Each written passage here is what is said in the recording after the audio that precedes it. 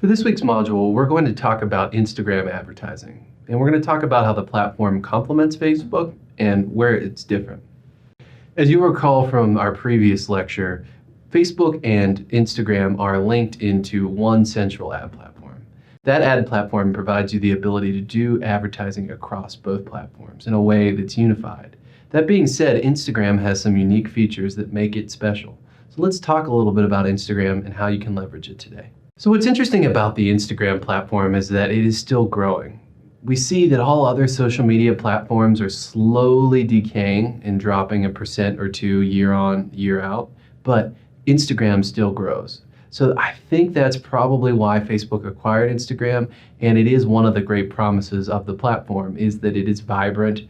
People engage on the platform, they consume content, they post content, they make comments, and more people tend to be using it all the time. Instagram is adopted by younger folks. Yes, Facebook is the most popular social media platform, but Instagram is very popular with younger demographics. In fact, it is neck and neck with 18 to 24-year-olds. It's 75% of that demographic actually using the platform in the United States.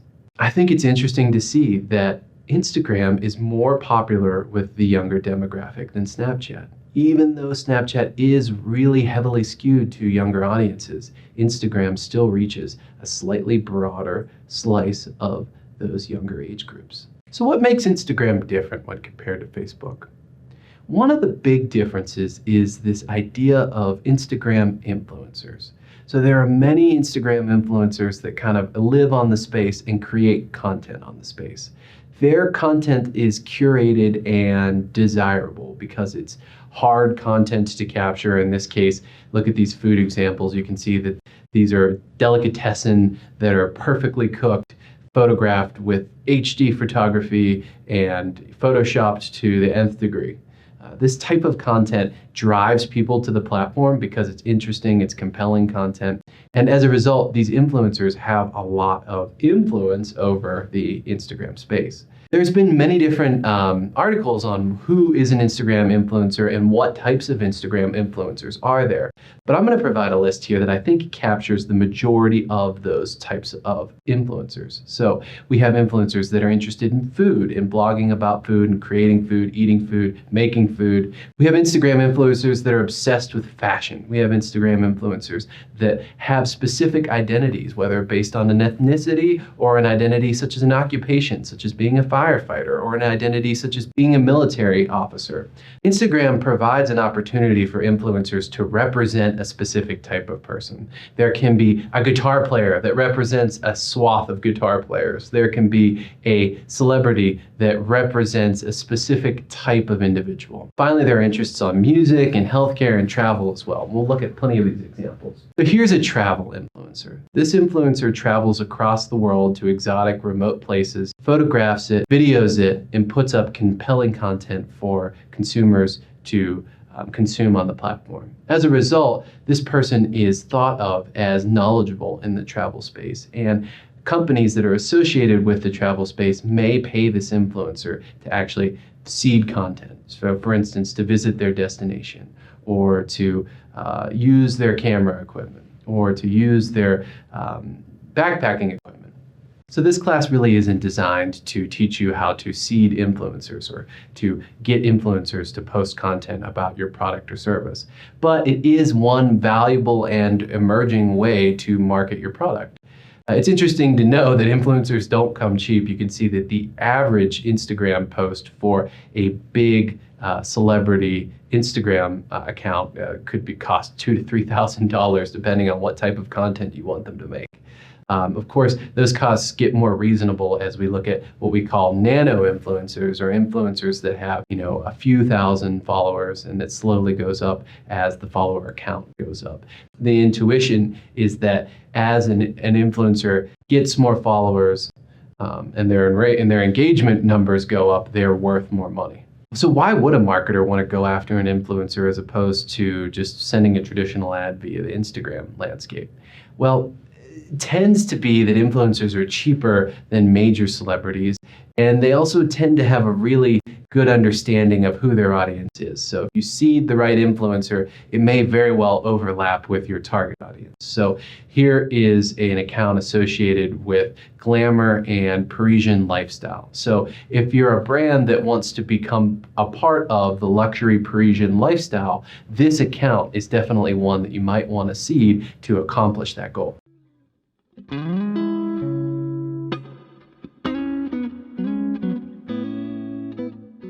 You can see here is an influencer that is focused on playing guitar and does so, in my humble opinion, at the 99.99% of all guitar players. He has an exceptional connection with his target audience in regards to music, and in particular, the style of guitar he plays. So really, the people that are following him really trust his opinion on guitar. Were he to recommend a guitar or recommend an accessory associated with playing guitar, there's a high likelihood that his followers would believe him in the promotion of this product. In general, influencer content seems to be more authentic and genuine than traditional ads. While influencers definitely manipulate photos and try to make sure that their content is exciting and as engaging as possible, they certainly don't go to the same levels that an advertisement might, right? If someone takes a photo of a food dish, it's generally what the food looked like. This is certainly a family style influencer or even a mother influencer, and she is doing a really good job with her content, but her content doesn't feel like advertisements, right? It feels more like genuine content that you might see from other social media accounts, such as your friend. So if you're excited by this and you could think of or conceive of influencers that would fit your particular target audience, you can just contact influencers. Micro-influencers especially are amenable to direct messages or just even sending them an email via their little contact button on their website. Don't be afraid to reach out to them.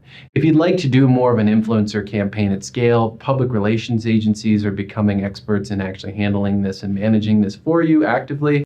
And digital marketing agencies also have the ability to find influencers and seed them in ways that you don't have to worry about. But an influencer approach isn't without problems. So there's many different issues associated with influencers. And the number one thing is this idea of an imposter influencer. That is, that an influencer isn't actually influential with an audience. Maybe they have a lot of followers, but their engagement rate is too low to actually be meaningful. It's also harder to build a strategy around influencers. It's one thing to have an influencer once endorse the guitar that you are selling, but it's different to have an influencer create a series of content that can have a long-standing range of buzz. It's also really hard to build an influencer campaign that has sustained engagement.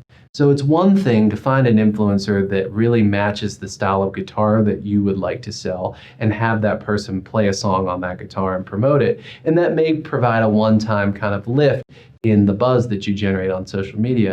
But creating a campaign where influencers regularly do this is a lot harder to sustain, right?